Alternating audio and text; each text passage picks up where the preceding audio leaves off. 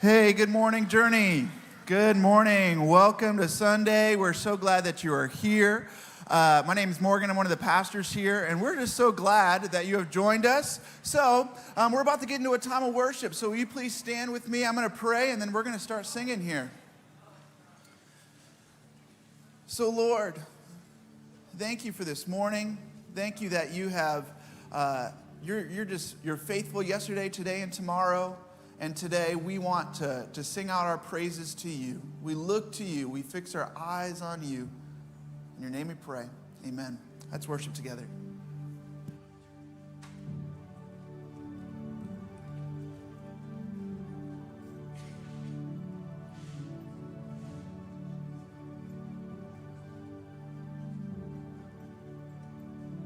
Let the mountains and the oceans say your name. Let the silence and every sound speak your words. And let your heartbeat and my fear break away. 'Cause you speak louder than my doubts and my pain. You're the voice that will bring us closer. You're the voice that will bring us home. Speak to us. Speak to us.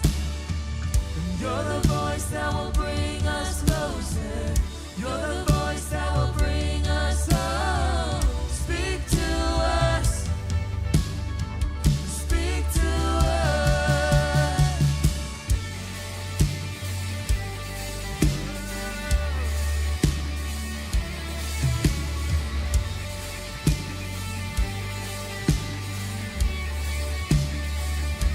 And every mountain in all creation draws to you. We know your voice from every other. Let us hear. And more than noises, we surrender to your call. And now we see you. You're pulling us near. You're the voice that will bring us closer. You're the voice that will bring us home. Speak to us. Speak to us. You're the voice that will bring us closer. You're the voice that will bring us home. Speak to us. Speak to us. Set us free, and we've come to see your beauty and your glory, your everlasting love, with everything you are. Open up our hearts. You set us free, and we've come to see your beauty and your glory, your everlasting love, with everything you are. You open up our hearts. You're the voice that will bring us closer. You're the voice that will bring us home. Speak to us. Speak to us. Oh, you're the voice that will bring us closer. You're the voice that will bring us home. Speak to us. Speak to us. Speak to us. Speak to us.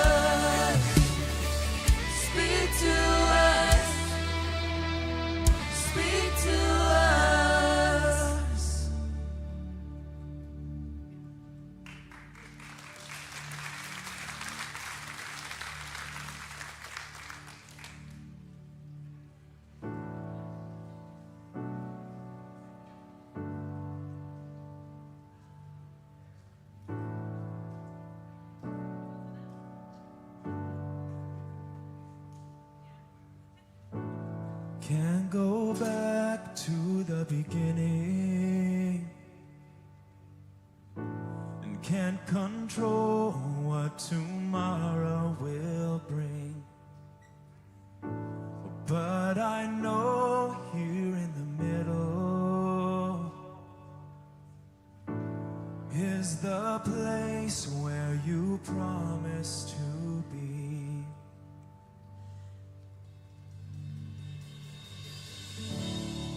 And I'm not enough, oh, unless you come. Will you meet me here again?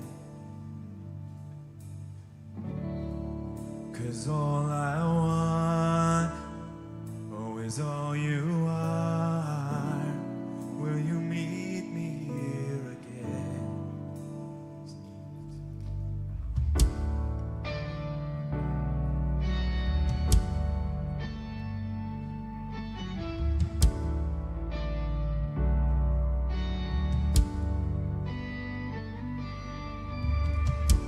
And as I walk now through the valley, let your love rise above every fear. And like the sun shaping the shadow, in my weakness your glory appears.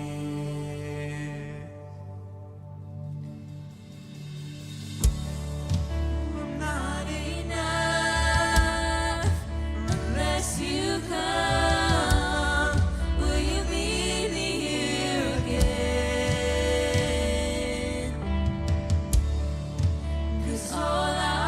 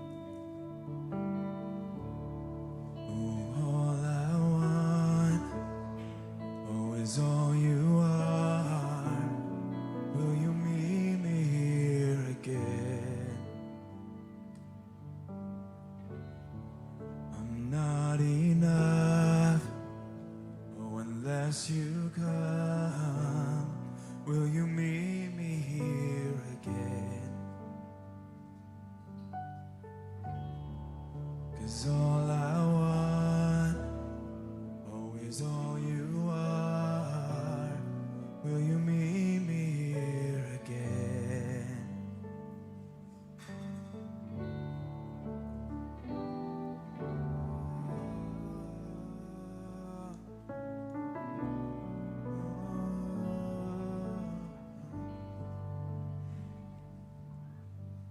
Holy Spirit, you are welcome.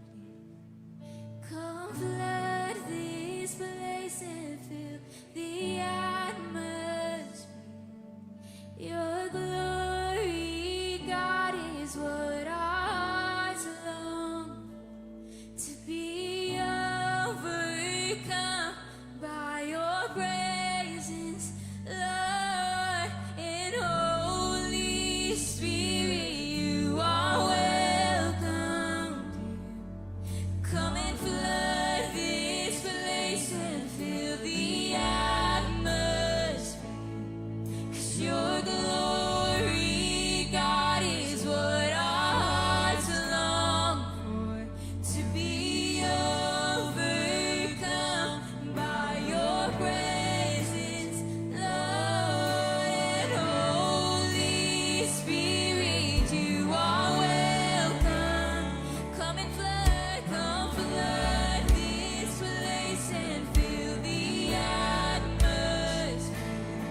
'Cause your glory, God, is what our hearts long for. To be overcome by your presence, Lord. Holy Spirit, you are welcome. Come and flood this place and fill the atmosphere. Your glory, God, is what our hearts long for. To be overcome by your presence, Lord.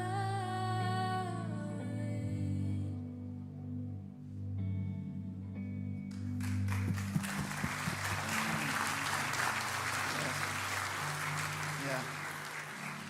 Well, good morning and welcome. You guys can take a seat. We're going to go over a couple announcements this morning. We're so glad that you're here. It's a Sunday. You made it. Congratulations. So, like I said before, my name is Morgan. I'm one of the pastors here. And we're just so glad that you have joined us. If you're new and you're saying, hey, this is my first week to Journey, or maybe you've just been here for a couple of weeks now, we'd love for you to connect with us online. And also, we've got a fantastic class called First Step. Now, it's usually the first Sunday of every month, but this one, there's Labor Day weekend and things like that. So we've got it on Sunday, September 12th. Now, that's after our second service, so that's at 11 o'clock. So it's at 12:30, and what First Step is, it's free lunch, but also you can connect with pastors and staff members just to find out what the vision of Journey is, find out what our DNA is, and also connect with other people. It's a great way to do so. Another awesome way to get connected, that say you come here on a Sunday morning or on Fridays and other times, but kind of the lifeblood that makes our church is our small groups. So we would love if after this service you made your way out to the tent. Now, you can't miss it. There's a big balloon arch that's happening there. But what we're doing is we are signing up for our care groups and our small groups. So if you want to get plugged in, there's going to be a group for you. I guarantee you will find it. It is in our tent area right outside, but you can sign up and even find out what we offer as part of our pathways. Also, once you go out there under the tent, you'll be able to see all the different classes that we're going to be starting off this fall. So it is a great weekend to be here. We want you to sign up, so don't just rush off. Make sure you sign up or check out the different classes that we've got going on. Another thing in October, so this is October 11th, is our 4th annual Journey Golf Tournament. All right, it is our golf tournament. And if you're a golfer, or maybe you're not so much a golfer, we would love for you you to sign up and be a part of this golf tournament. It's our 4th annual. It's at the Sequan Golf Course at Singing Hills. And this is it. What we're doing is we are raising money for our summer fun camp, all right? So summer fun camp is our kids' camp. It's right here on campus every single summer. And all the proceeds to 2022 will go from this golf tournament. So sign up, be a part of it. It's just an incredible way that we can support our kids and being a part of our ministry. So make sure you do that. That's October 11th, all right? It's a Monday. Now, finally, you guys are in for a treat this morning. You are. You really are. So we've got our longtime Journey friend, John Lynch, here in the house this morning. Now, if you don't know who John is a national speaker. He's been a pastor for years. And I am holding his book right here. So it's On My Worst Day. Maybe you said, Morgan, I've already got this book. I'm going to say, no, you don't, all right? So this is new. There's new stories. There's an expanded edition for you. So if you've already got one, get this one. It's right out in the lobby, but you're going to have John Lynch up here in just a minute. But first, I wanted you guys to get an update on our lead pastor, Ed. Now, it's not going to be from me. It's actually going to be from Ed, all right? So watch this video and then also our series video after that. Talk to you guys later. Thank you. Hey, Journey.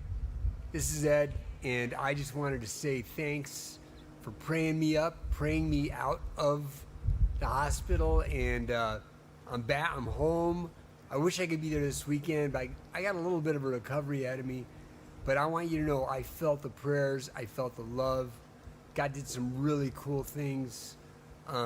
People at the place could feel in my ward, my room, could feel, just your prayers and your love coming off me onto them. So anyways, I cannot wait to be back together with you guys soon. But thanks. I just wanted to say thanks for praying for me, loving me. And I love you guys. Can't wait to be back together. It'll be a great morning with our dear friend John Lynch. I'm so glad he's with us this morning and this weekend.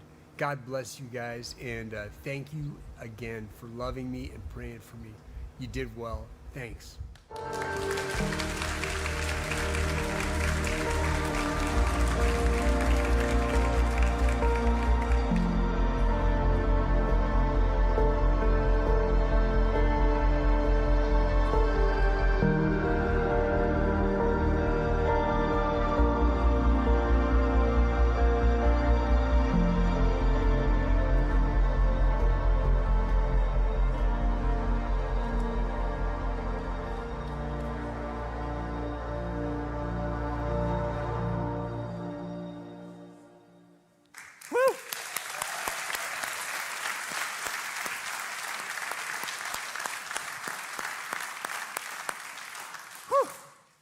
Golly. You. Do you know that I am greeted and loved and valued and received like this no other place in the world? No other place. And I've gone a few places by now. At home, I am not received like this. You know where the kitchen is. Yeah, I'm playing a video game. My own church. Truly, I brag about this wherever I go. I said, I know I'm not being well received at this conference, but if you could see me at Journey. Woo! Oh, you guys, may it never end. If it does end, I will come up and interrupt the speaker that you have. That's my promise to you. And just take over. It's so good to be here on a weekend where I'm not just covering for Ed so he can go on vacation. It is such an honor to be here right now when he needs me. Yeah.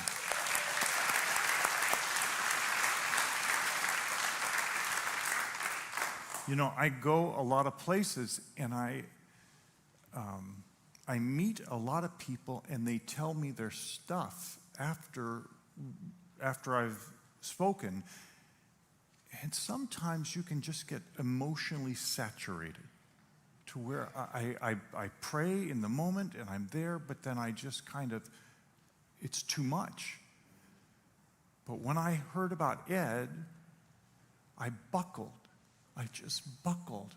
And I have not been able to stop praying and caring and calling out to people to pray since the first moment I heard of it. He is my dear friend. We went to seminary together. 14 years ago, he started having me come here. And I used to come twice, back to back. But he's my hero. Do you hear that? I love this man. Some years ago, he said this thing, John, let's ask the Lord for this. And nobody ever says that to me. Let's ask the Lord for this. But Ed talks that way. And he said, let's ask him that our best years are still ahead of us. And he'll see something I'll post on Facebook or something I get to do of going out with Mercy Me, and he'll go, look, it's happening. And so I'm asking you today to join me, not just for Ed's recovery, which will happen fully, but would you join in praying continually that Ed's best days are still ahead of him for this place? Will you do that? That'd be beautiful.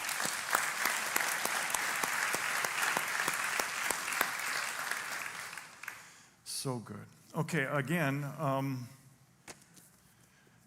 you cannot successfully navigate the Christian life without this book. I mean, you laugh and stuff, and you might get to heaven without reading it, but when you get there, you will have an obstructed view, okay? And there'll be a limit on how much pie you can have, and, I could be wrong, but why would you take the chance? Just get this. Whether you like it or not, it doesn't matter to me. Anyways, meet me out there by the table, say hi, buy a copy. I'm going to read a story from it, one that I don't think I've read. The trouble is, being here often enough, many of these stories I've read to you, and I had to try to think back which one had, and I love this story. It has almost no redemptive value at all, but would it be okay? There are enough things. There is a hurricane bearing down on New Orleans right now, in that whole area. There is a situation in Afghanistan that is unspeakable. And we lift all that up. But in the middle of it, we need to laugh. Because there's power in it, and I'll say it at the end. Would you let me read this story? Would that be okay? Your options are limited, really. Okay, so this book, it's like a timeline book, and so I kind of try to see how God would speak to me in different times, even before I knew him, by the way I know him now, and then some are just stories. This is in 1990. Back in 1983, Mike McDevitt and I were watching a rerun of the 60s television show, Bonanza. While we ate lunch in the home I shared with the McDevitts and several others, long story short, little Joe Cartwright, he was the handsome son of Ben Cartwright. And Ben was the wise and kind and benevolent patriarch of this wealthy ranching family. And this particular episode ended with the two of them working through a breakup with a young woman that little Joe had been seeing.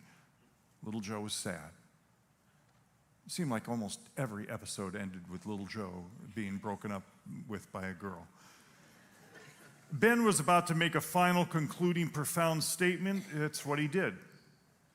He was a strong man, a few words, but the ones he chose carried immense weight and should be heeded by his children. He put his hand on little Joe's shoulder, and he said these words, which apparently would make sense of all the heartache that little Joe was facing. It was the last moment before the episode ended and the theme music started up. And what both Mike and I heard was this exact phrase. Ben's got his arm around little Joe and he says, here's what we heard. Bubbling, little Joe, bubbling. I looked over at Mike and I said, did he just, and Mike said, yeah, bubbling, little Joe, bubbling. It means nothing, what Ben said to little Joe. And Mike says, no, I think his exact words were bubbling, little Joe, bubbling. Now, there was no rewinding in those days. Unless you worked as a film editor at the network station, one shot was all the consumer got. You guys, we laughed for 30 minutes about bubbling. There's no other phrase it could have been. We substitute dozens of alternatives trying to give them the benefit of the doubt, but nothing worked. What important phrase of help from Ben to little Joe could possibly rhyme with bubbling? Break my spleen, little Joe, break my spleen. My real name is Lauren Green, little Joe, Lauren Green. Bub, we're on the big screen, little Joe, big screen. Boy, you're lean, little Joe, boy, you're lean. Nothing worked. 6 months after that, I moved and I didn't see Mike much at all for 9 years. But I told the bubbling story dozens and dozens of times to friends. I couldn't help it. Wherever I went, I shared it, and when I taught at conferences, at camps, I used it as an illustration in a Sunday morning message.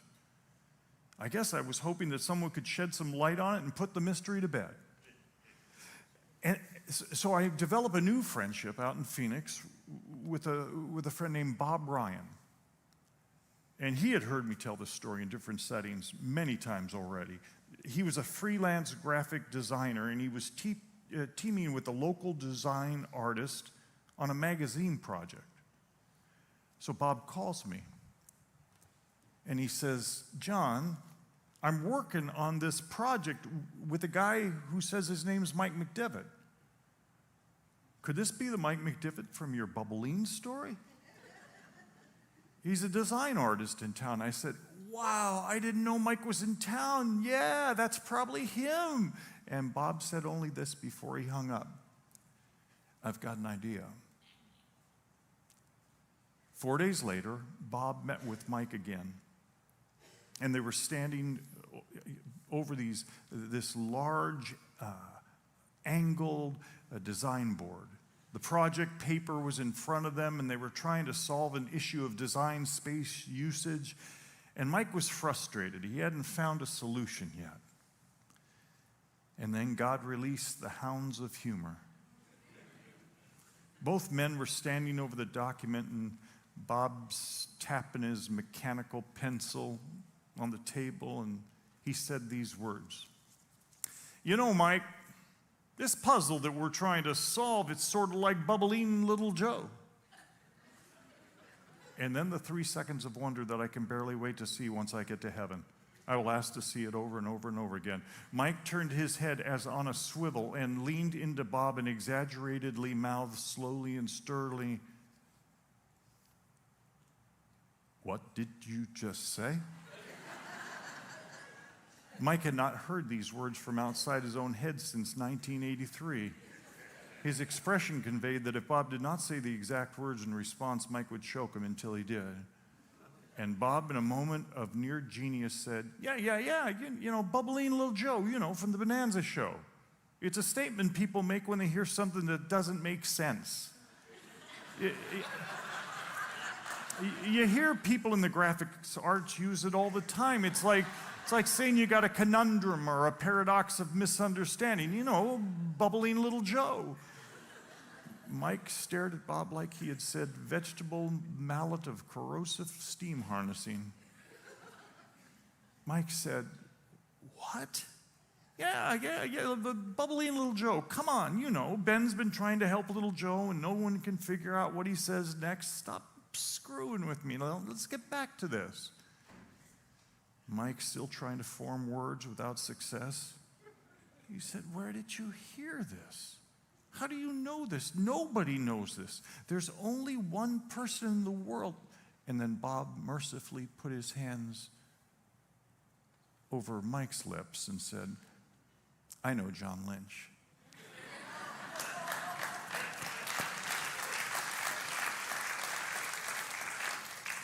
And I finished the story with this awakening. God is able to stand in pain and injustice while at once transcending it. He employs humor, which reminds evil it cannot win. I've gotten about, I think you get 3 of those experiences in your lifetime, and I've already had 2, so I'm near the end. Long may your tribe prosper as you get to have one of those stories soon in your life. Thank you, guys. Thanks so much for letting me do that.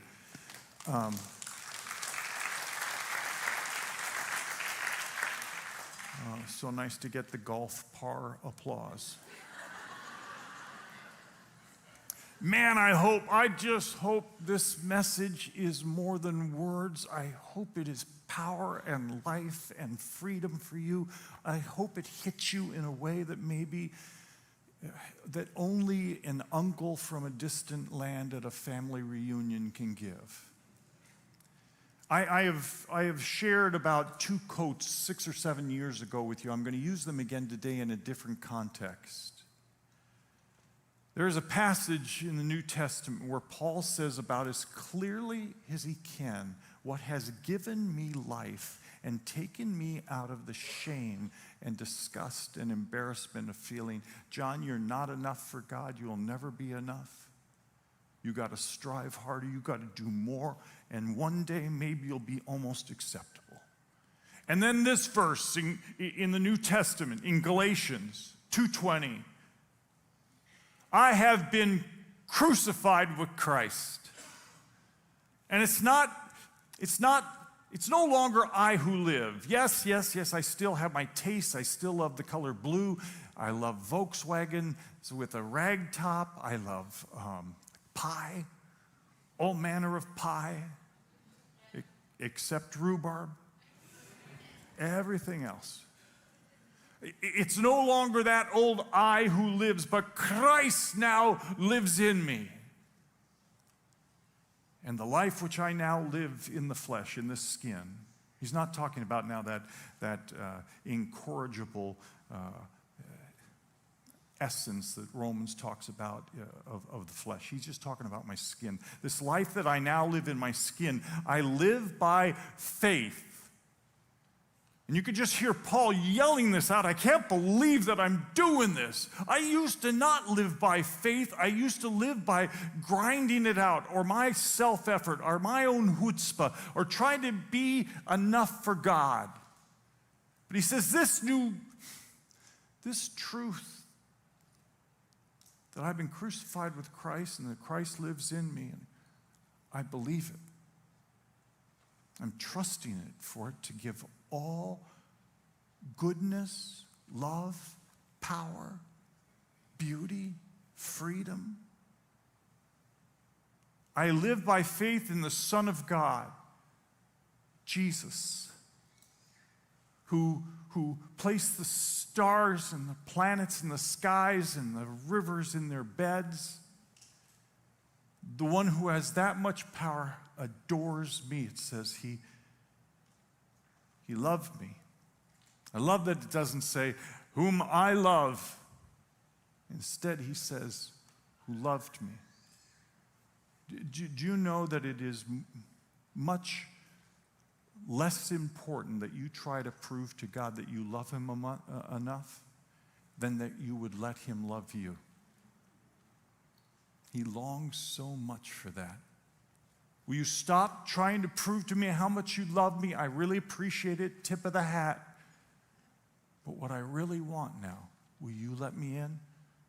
Will you let me love you? I love that it says that.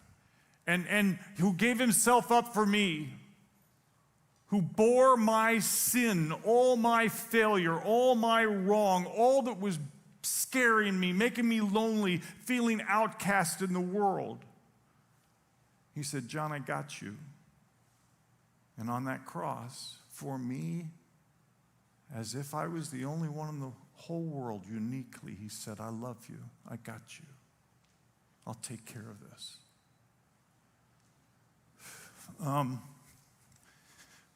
Gosh, it was 1975. The homecoming queen had left me. She was beautiful. She was a high school homecoming queen, and she dug me. But she's left me now because I blew out my arm, my pitching arm. I was an all-state pitcher, and I was at Arizona State, but I blew it out, and I needed Tommy John surgery. Except Tommy John hadn't yet had Tommy John surgery, so it was that far back. And all my dreams dissolved in a matter of less than a year. All the things that I was counting on. And this straight guy, this kid who had never had 2 beers, I bought a 1960 Volkswagen, and I just started wandering around the country, just waiting for things to end, because I just wanted to medicate myself. I bought bags and bags of weed. I would have the rag top open, and I would just wander. I would do these radio talk shows all through the night. You're on the air with Bob Abernathy. What's your gripe? What's your complaint? And I would just do all these voices, but I'd roll dope while I was driving along the highway with the rag top open, and so constantly I would, let's try that again. And that's why they call it dope.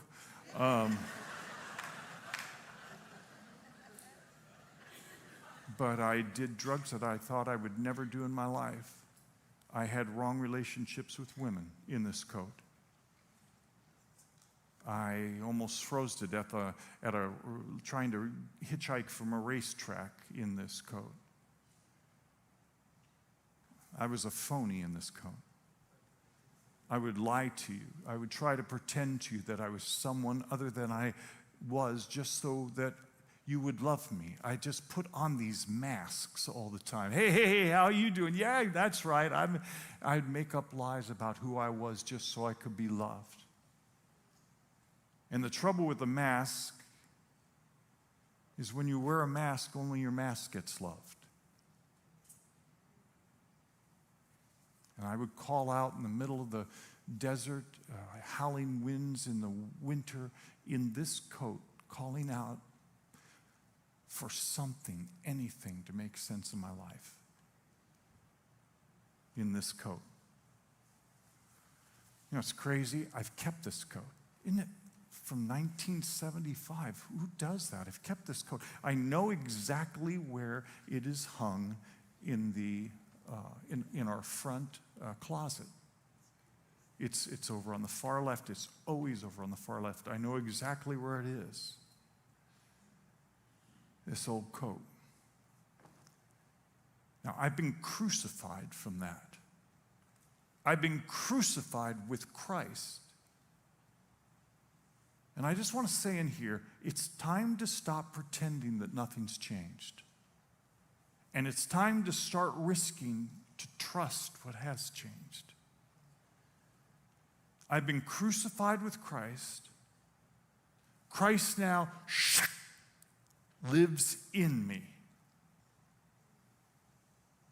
And I apprehend these truths only by faith.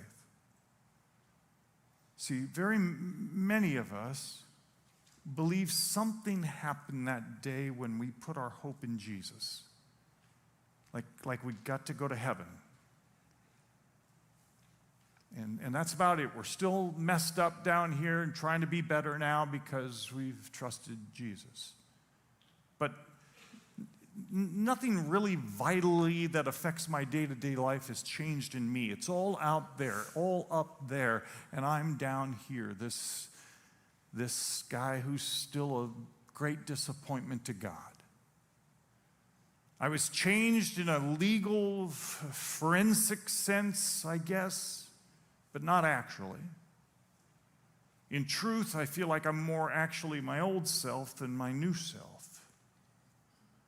And he expects me to at least try to fix myself. And he's always, at some level, disgusted, angry, exasperated with me.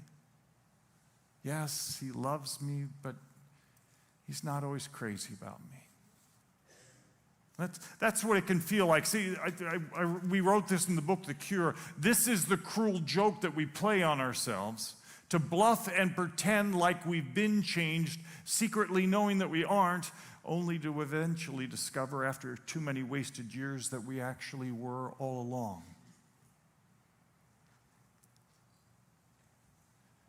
You see, the problem is there's this thing in me, and I don't know how it came about, but I've had it since I was a child. And it's a very popular buzzword these days, but it is no less true. Shame. Shame has done a number on this man for many, many years. You know, we've said it before. Guilt says you have done something wrong. Shame says there is something uniquely wrong about who you are, and it is irreparable. No matter what you do, no matter what you try, it's there. It's stuck onto you like glue, and it will never change. And shame has tried to convince me that there's always been something unfixable about my very person. And the unfixable person must be the real me. Shame has tried to convince me that my past failures would and should continue to define me. Shame has tried to convince me that I have always been loved only because of what I can offer. Okay, so how am I crucified with Christ? That is such an odd theological sounding term, but don't let it scare you away. I'm crucified with Christ, not just legally or judicially, but the moment I put my hope in Christ's person and death and resurrection, an actual end to one life into another took place. I didn't stop breathing, my organs didn't change, but an invisible, complete rewiring of my heart took place with God's presence. The dead heart died, and Christ in me replaced it, creating a new me. That's how big this happened. Whatever that, on that day or that night when you just called out in the dark, all that rewiring happened in that moment. All my sins are forgiven and forgotten, including the ones up ahead. A new nature predisposed to sin has died. Shame is no longer my identity. Christ in me is my identity. And any disgust or anger from God towards me,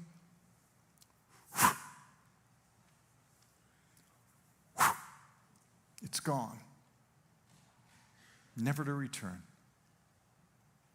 He will never be disgusted with you. He'll never be angry with you. He'll never be ashamed of you. He'll never be exasperated with you.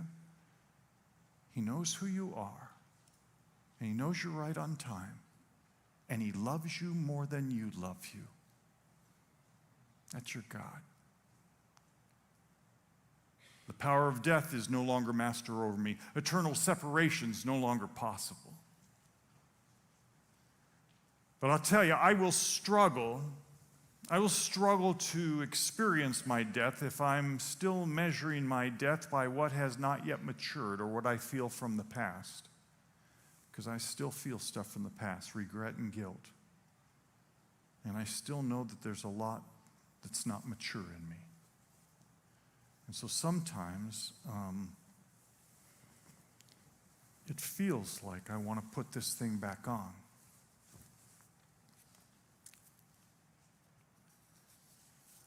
There's a beautiful passage in Ephesians where it talks about this whole process of what God has done.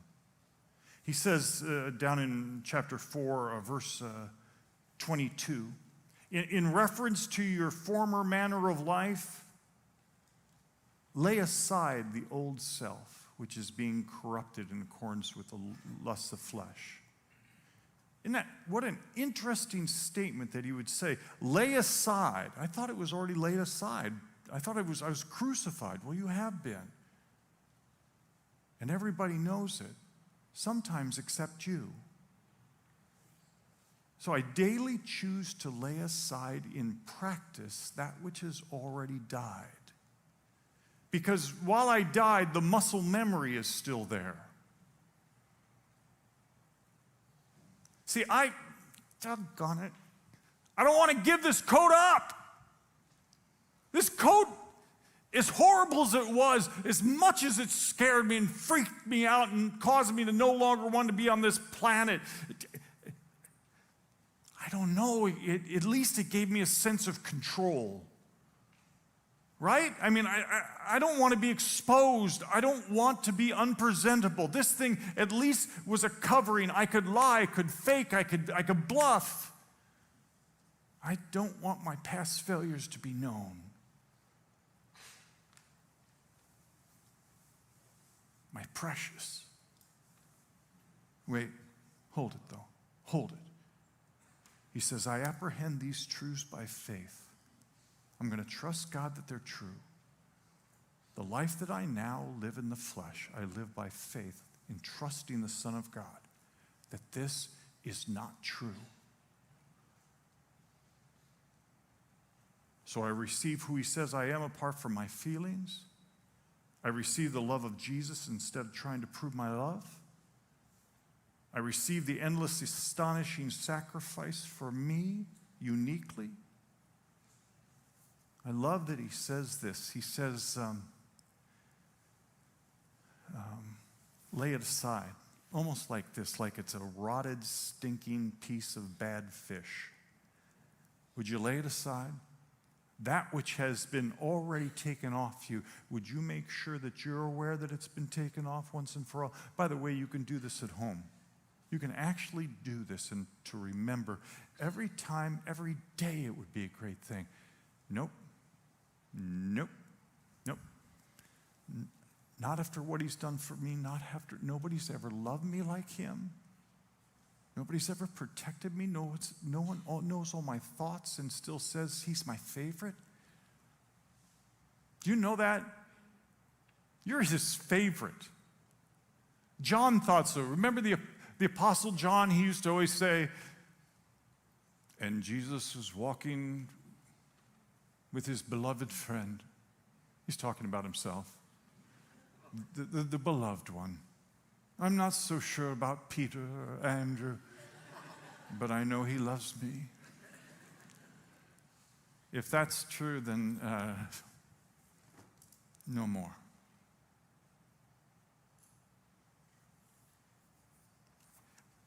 There's a new coat.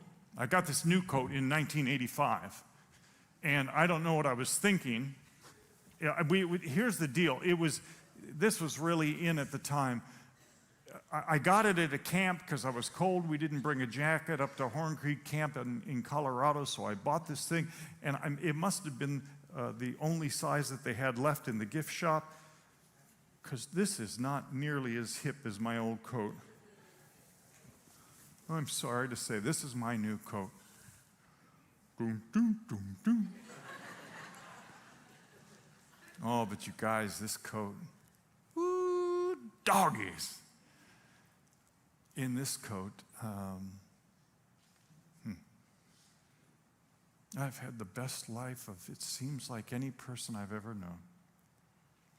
In this coat, I've held all my children. There is a picture that we use as a Christmas card. We're on Jenny Lake in the Grand Tetons, and I'm holding Carly, and all my children are around me, and Stacy's next to me, and we're in this boat going across Jenny Lake, and I'm in this coat.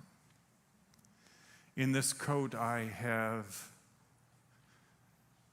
kissed my wife a lot. In this coat, I've been around a campfire sharing Jesus and getting to watch people put their hope in him or be free. In this coat, I'm really funny. I'm very funny. Oh my gosh. I mean, I was sort of funny in that coat, but in this coat, I'm renewed funny. God literally, I'll be saying something and God will say, angels, get over here, get some popcorn. Watch this, come here. I know I created it all, but listen to his delivery. It's good.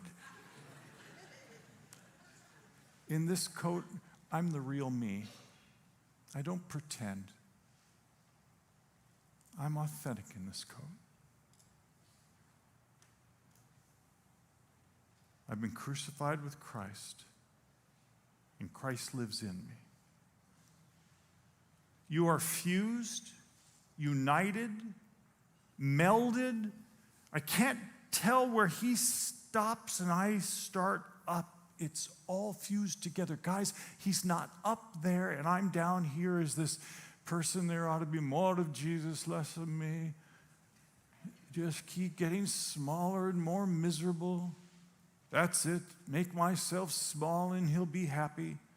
Do you know that whole, he must decrease so I can decrease? That wasn't about you. That was about one man, and it was about his role. His name was John the Baptist. He wants all of you. Christ in you. As big as you can be. All the essence and the goodness of the one who holds the planets in space. You have traded your shame identity for a Jesus in you identity. You are in him, he is in you. The very presence of the essence of Jesus merges with the new you. And this redefines you. This gives you meaning. This gives you place in space. This remakes you. Jesus, gosh, he will not allow himself to be defined without your name. Now, hold on. I know what you're thinking. Hold on. Why does it feel then why do I feel so plagued by so much stuff? If that's true, then why am I such a mess? And the answer is lots of things. Memories, the flesh, this incorrigible thing that's working against you, that's not who you are, but it's around. My immaturity, my unbelief, my refusal to believe that the old me is actually dead, obsessions, addictions, believing my shame, bad religion, bad teaching, the hurt I experienced by others, the hurt I've caused by myself. They're all there. But I want to tell you something. They all begin to fade and disappear as I begin to trust that I am Christ in me and live out of the power of that resurrected life. It is really true. It's not religious consolation. The most real you is a you with Jesus woven through every single cell. The most real you has the full power of the resurrection in you. The most real you is fully holy and righteous. The most real you has a shame-free identity. The most real you doesn't want to get away with anything. The most real you wants to love like crazy.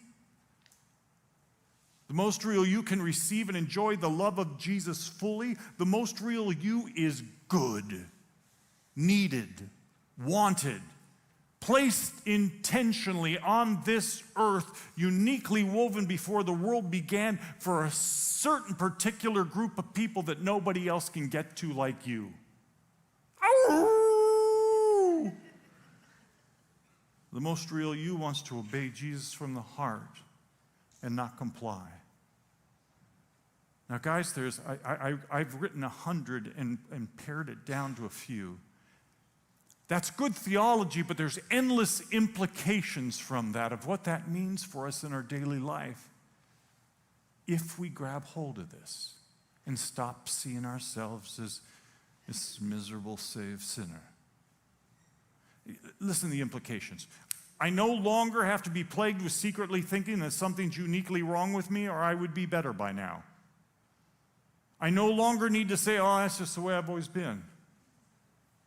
I'm no longer only guilt-free, but able to feel guilt-free.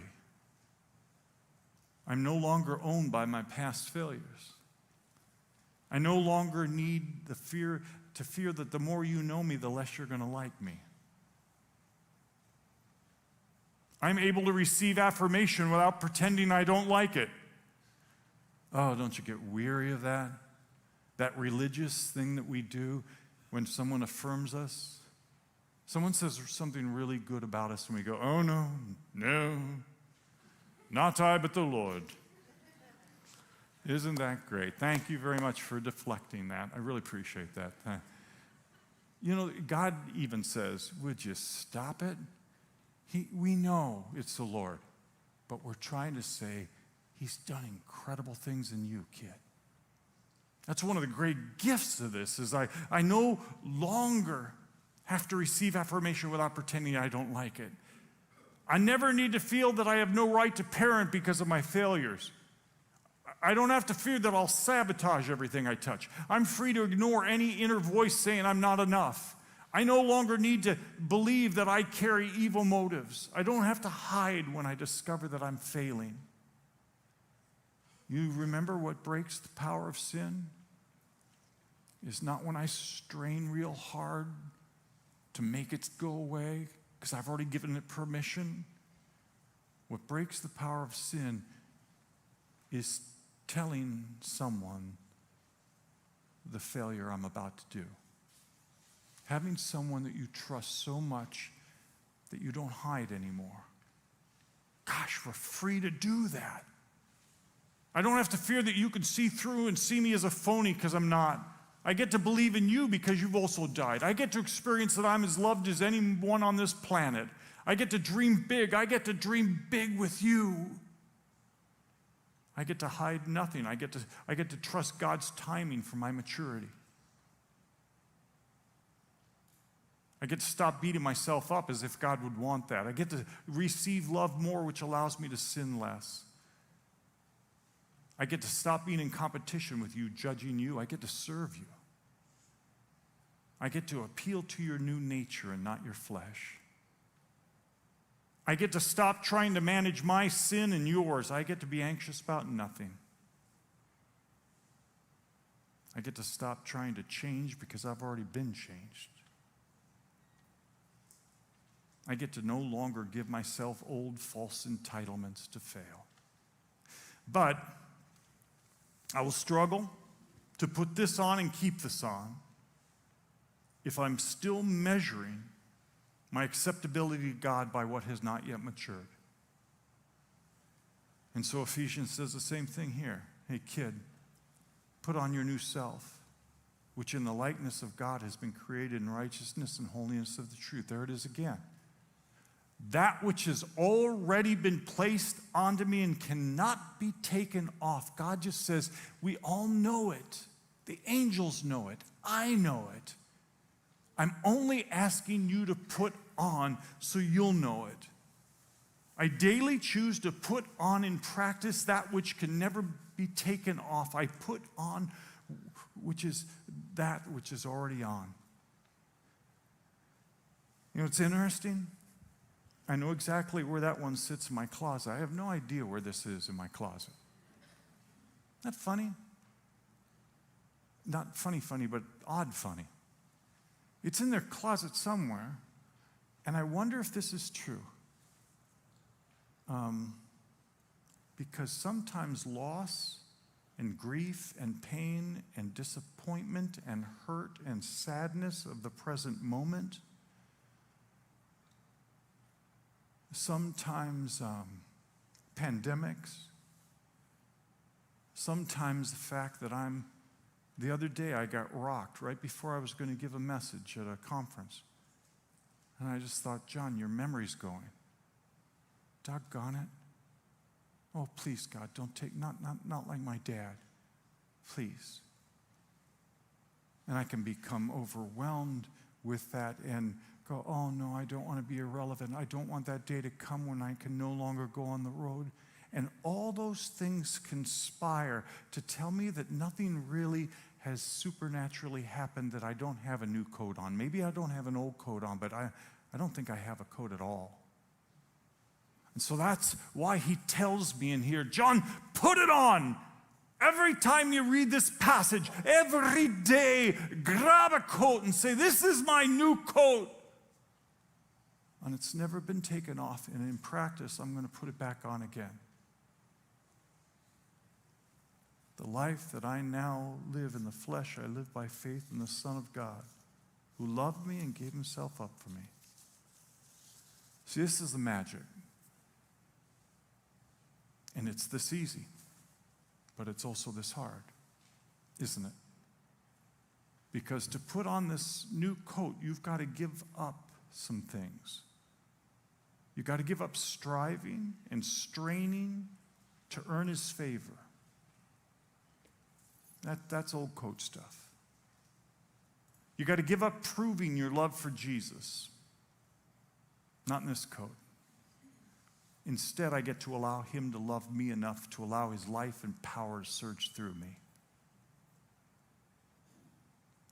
The power is in believing that he's already there in you.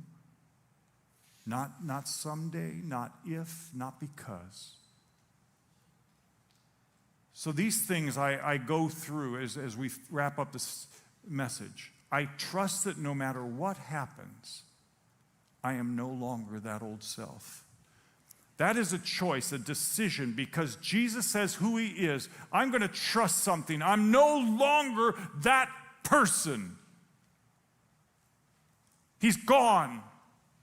Whatever damage he did, he's gone. Secondly, I trust now that I am fused with Jesus. Christ lives in John Lynch, with his life flowing through me. And I receive the love of Jesus instead of trying to prove my love. And I depend upon his death and resurrection for me every single moment. It's that simple. It's that easy. And out of that comes something authentic.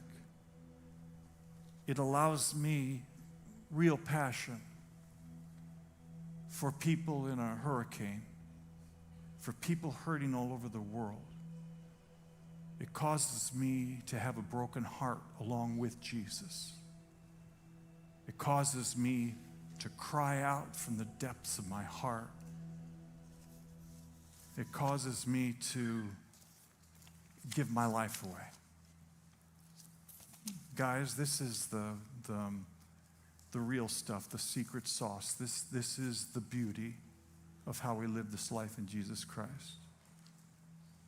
And I am so, so proud to walk with the likes of you.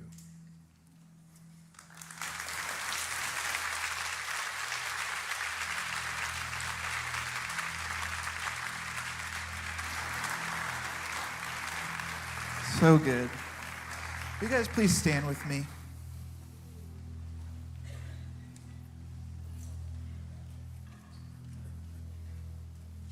Just like the psalm that we had last week, I think it's fitting. You alone, Lord, are our portion and our cup. You make my lot secure.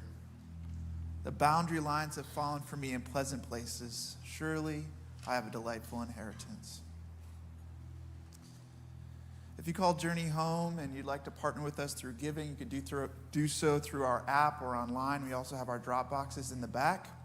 I'd like to pray one more time, and then we're going to continue on in our time of worship together. So, Lord, thank you. Thank you that you're in a good mood. Thank you that you're smiling down at us. Encourage us today. May this worship be pleasing to you. Bless us this morning. In your name we pray. Amen. Let's sing together.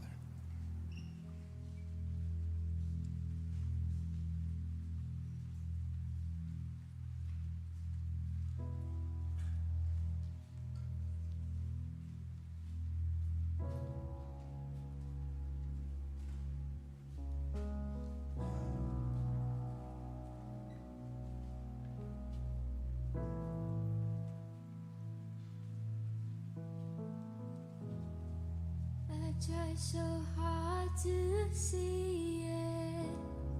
Took me so long to believe it. You choose someone like me to carry your victory. Perfection could never earn it. You give what we don't deserve it. You take the broken things and raise them to glory. You are my champion. Giants fall when you stand undefeated. Every battle you've won. I am who you say I am. You crown me with confidence. I am seated in the heavenly place, undefeated, with the one who has conquered it all.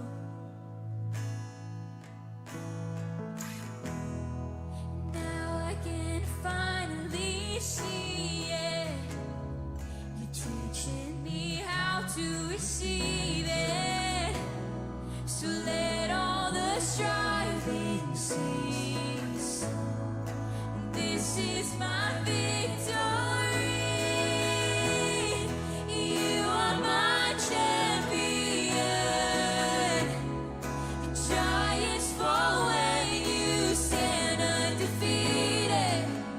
Every battle you won. I am who you say I am. You crown me with confidence. I am seated in the heavenly place, undefeated, with the one who has conquered it all.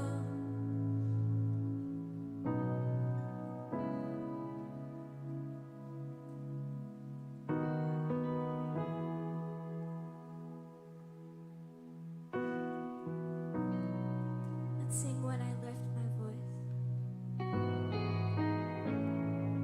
When I lift my voice and shout, every wall comes crashing down. I have the authority Jesus has given me. When I open up my mouth, miracles start breaking out. I have the authority Jesus has given me. When I lift my voice and shout, every wall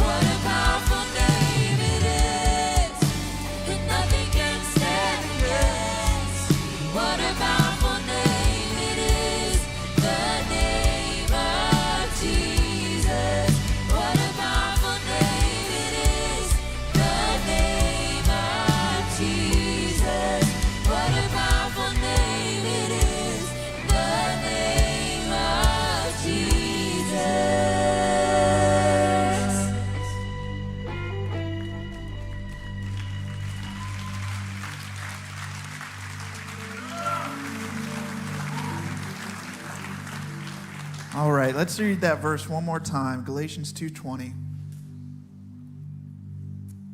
I have been crucified with Christ, and it is no longer I who live, but Christ lives in me.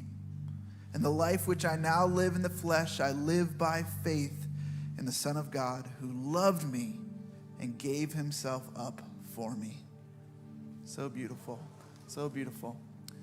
That is a good truth this morning as we're heading out. So if you'd like prayer, be sure to visit our prayer corner over there. People will be praying for you and with you. Also, don't skip over our prayer wall. Our prayer wall is just an incredible way to just kind of have a representation of your different prayers. And there's just hundreds of prayers over there. So be sure to do so.